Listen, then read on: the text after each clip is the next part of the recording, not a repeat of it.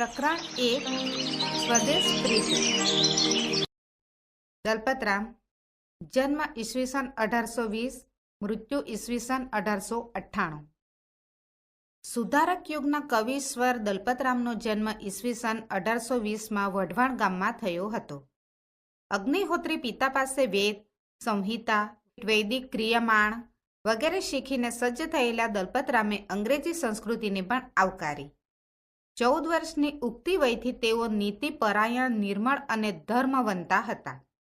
સ્વામિનારાયણ સંપ્રદાયના સદગુરુ ભૂમાનંદ સ્વામી તથા કાવ્યગુરુ દેવાનંદ સ્વામીના હાથે તેમનું ઘડતર થયું। તેઓ પ્રજાપુરોહિત હતા। નવયુગની મંગળ ઘંટા ગુજરાતભરમાં વગાડનાર કવિ 100 ટચના સોના જેવા હતા। ફાબર્શે તેમને વઢવાણથી નોતર્યા અને અમદાવાદમાં સંસ્કૃતિઓના સંગમ ઘાટને ઓવારે પ્રજા કેળવણીના સારસ્વત યજ્ઞના આચાર્ય પદે સ્થાપ્યા। તેઓ નવયુગના પ્રથમ કવિ, ઇતિહાસ સંશોધક, ગદ્ય લેખક, પ્રજાસેવક, નાટકકાર, પિંગળકાર, નવલિકાકાર અને સ્વદેશી પોકારનાર દેશભક્ત હતા। દલપત કાવ્ય 2 ભાગમાં પ્રસિદ્ધ છે। તેમના પદ્યમાં અર્થ અને શબ્દ ચમત્કૃતિ, ઉપમા, ઉત્પ્રેક્ષા, પ્રાસો, અનુપ્રાસો, યમક જમક વગેરે સમાયેલ છે, જે તેમના કવિ કૌશલ્યને પ્રગટ કરે છે। પ્રસ્તુત કાવ્ય દેશપ્રેમનું છે। ભારત ભૂમિ પ્યારી અને ન્યારી છે, જેના હૈયે દેશ દાસ વસી નથી, તેવા શુષ્ક હૃદયને શું કહેવું?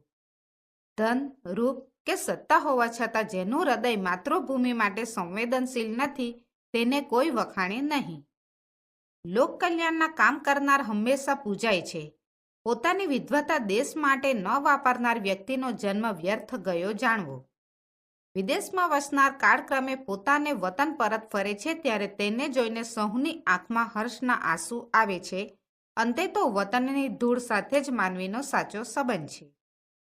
ભલી ભારત ભૂમિ વિશે રોજ રહેતો, હસે કો બિચારો નથી જે કહેતો।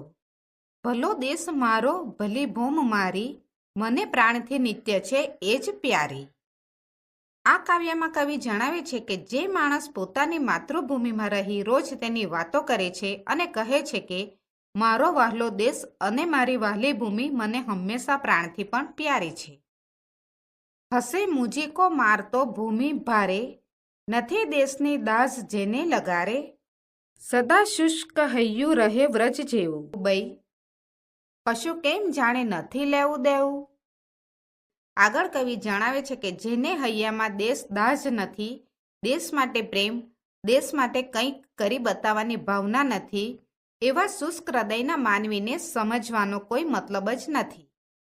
હશે તે કદાપી બહુ લક્ષ્મીવાળો, વડો વૈભવી રાજવી ને રૂપાળો, તથાપિ ન તેને વિવેકી વખાણે, ભરે પેટ તે કાગ કીડા પ્રમાણે।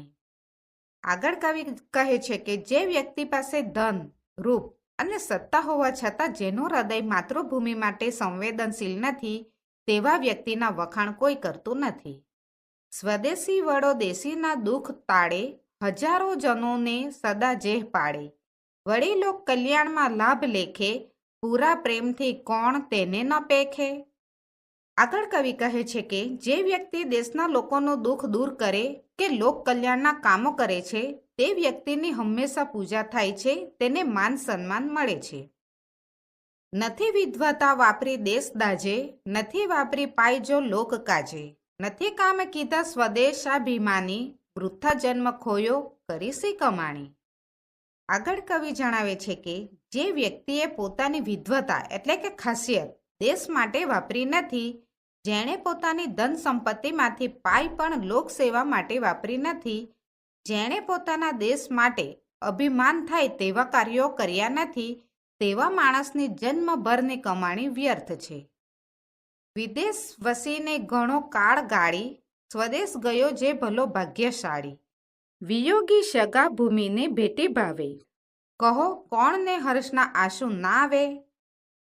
આગળ કવિ જણાવે છે કે વિદેશમાં વસનારા લોકો જ્યારે વતનમાં પાછા ફરે છે, ત્યારે તેને જોઈને સજ્જનોની આંખમાં હર્ષના આંસુ આવી જાય છે અને કહે છે કે અંતે તો વતનની ધૂળ સાથે જ માનવીનો સાચો સંબંધ છે। સાચે જ માતૃભૂમિ પ્યારી અને ન્યારી છે.